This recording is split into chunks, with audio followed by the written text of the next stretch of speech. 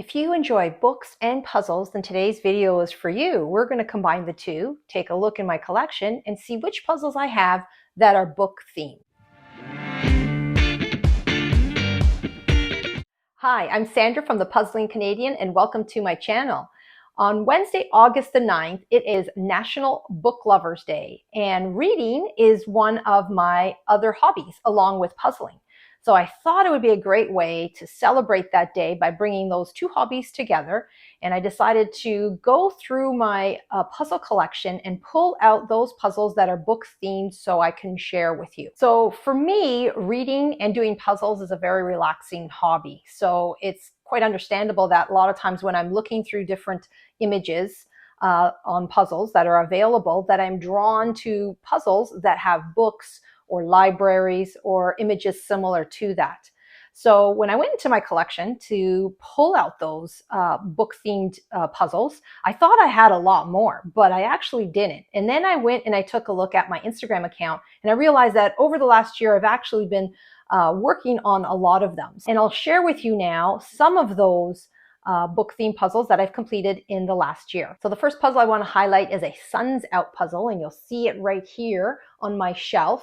And it is called Book Nerd. And Suns Out is not a brand that I normally do, but I really like this image of the reader deep in a book and just so immersed in the story. Another 500-piece one that I did was an artisan puzzle, The Girl Who Reads to Birds, 500 pieces, a very pretty puzzle with nice colors. Unfortunately, it had one missing piece.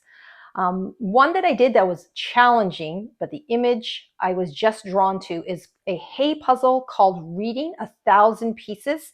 And it is a Chris Ortega puzzle. And if you've seen those puzzles, they are such stunning images. And so I did this one. It did take me a while to do because the colors were dark. But after I finished it, I glued it because those puzzles are just beautiful, and I'll probably display them on a wall one day. Another brand, which I'll get into more detail later, is Reverie Puzzles.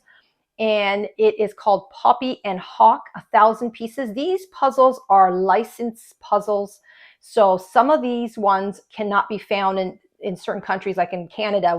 I don't find those at Puzzles Canada, and it's because the licensing agreement with the artists that they did. So this one I purchased directly from the company, and I'll talk to you a little later about that brand. So in the spirit of National Book Lovers Day, I selected one puzzle in my collection to complete, and the one I picked was this one here, Reader's Paradise, a White Mountain puzzle by Amy Stewart. I'm going to show you the clip right now, and you can see how it came together. And then after, I'll show you more book-themed puzzles that I have in my collection that are yet to be done.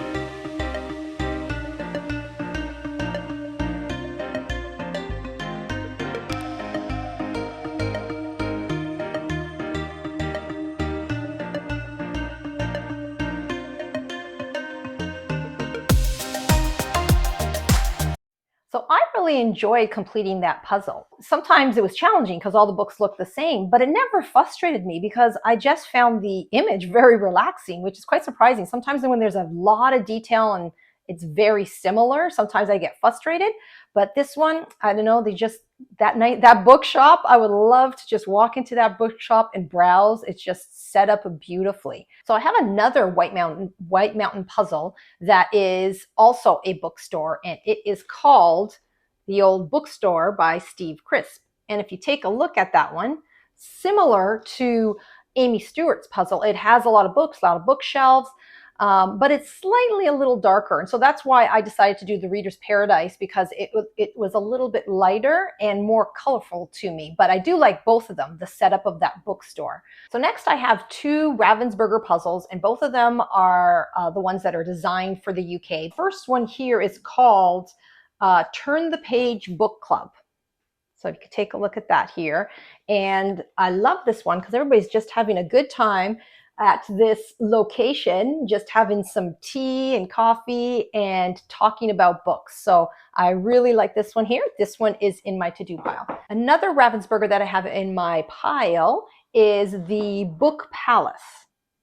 And this one here, I really liked the pretty colors, the pretty pinks, the blues, and all the colorful things here. Like there's a lot of purples and blues and like a rainbow, an array of rainbow colors here at the top of this puzzle. And so I think that's what I liked about it. And the setup here, you have these beautiful chairs where you can sit down and read a book. And these puzzles here that are from the UK, if you open it up inside, they have a leaflet usually like this. And down here, they give you a summary about the image. So I like reading these. I wish they would have these in the North American puzzles, but I usually just find that in the brands that are designed for the UK. So one puzzle company that focuses specifically on bookish themed puzzles is Reverie Puzzles. And I have purchased two of their puzzles before. I've done one, and the one that is still in my to-do pile is called Sunset Sonnets. So a pretty puzzle. Look at that dress, a beautiful dress. I have read on Instagram that people who have done that, that's the most challenging part of the puzzle. So I look forward to doing that. And they have recently released some new collections. So you may want to go take a look to see what they have. Now, they do have ones that are licensed by specific artists. They design that puzzle based on a book. This is one of them back here. This one here that I did is called Poppy and Hawk. And this one here I bought directly from them. Again, because it's licensed, they can't ship them to certain countries. So I purchased it from them. And this one here is based on the book From Blood and Ash. And this is a high fantasy book. This is not a genre of book that I normally read, but I'm part of a reading Facebook group, and they challenge you to do different things or different prompts every year. And one of the prompts were to read a high fantasy book. So when I saw this puzzle and it said it was for a specific book, that is the reason why I ended up reading this book. And now I've already read the second one of the series. I'm going to share with you a few books that I have. So recently I have read Cassandra in Reverse. I just completed this one this week, and I picked it up because it was a Reese's book club and it was pretty popular. I'm not sure what all the hype was, but I would just say it's an okay book. But this is one that I recently completed. So I picked up then some two other books so I could read in August. And I'm trying to get more nonfiction books because I don't read many. And I picked up this one here, We Were Dreamers by Simu Liu. I always pronounce his name incorrectly, but he is Canadian, or he grew up here in Canada. He was born in China. I saw him on Kim's Convenience, and then he moved on to Marvel, and many of you probably have seen him in the Barbie movie, so I wanted to read his story.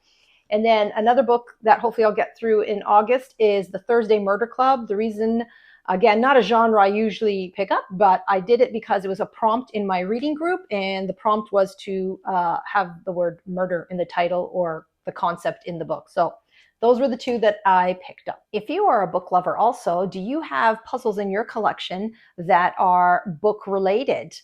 If so, which ones do you have?